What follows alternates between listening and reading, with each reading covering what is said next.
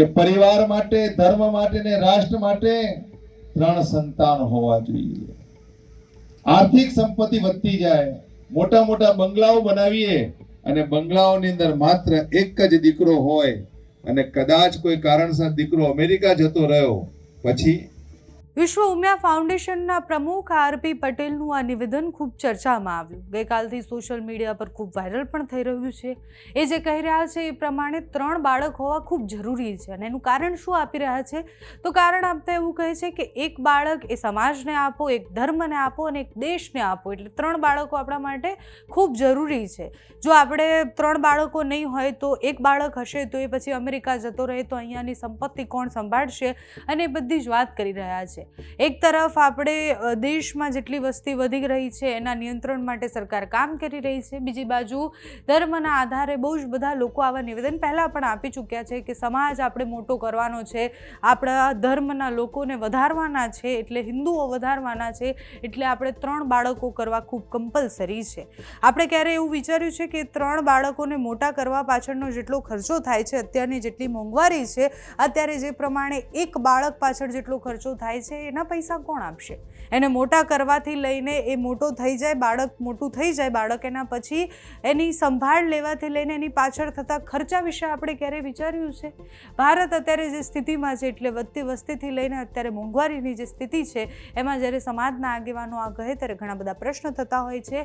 એમનો તર્ક કંઈક અલગ હોઈ શકે 3 બાળકો કરવા પાછળનો।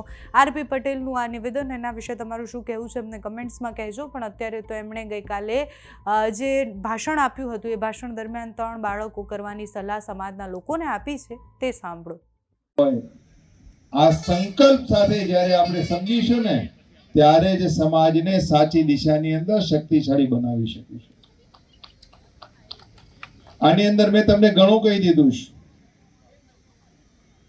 કે પરિવાર માટે, ધર્મ માટે ને રાષ્ટ્ર માટે 3 સંતાન હોવા જોઈએ। આર્થિક સંપત્તિ વધતી જાય, મોટા મોટા બંગલાઓ બનાવીએ અને બંગલાઓની અંદર માત્ર એક જ દીકરો હોય અને કદાચ કોઈ કારણસર દીકરો અમેરિકા જતો રહ્યો પછી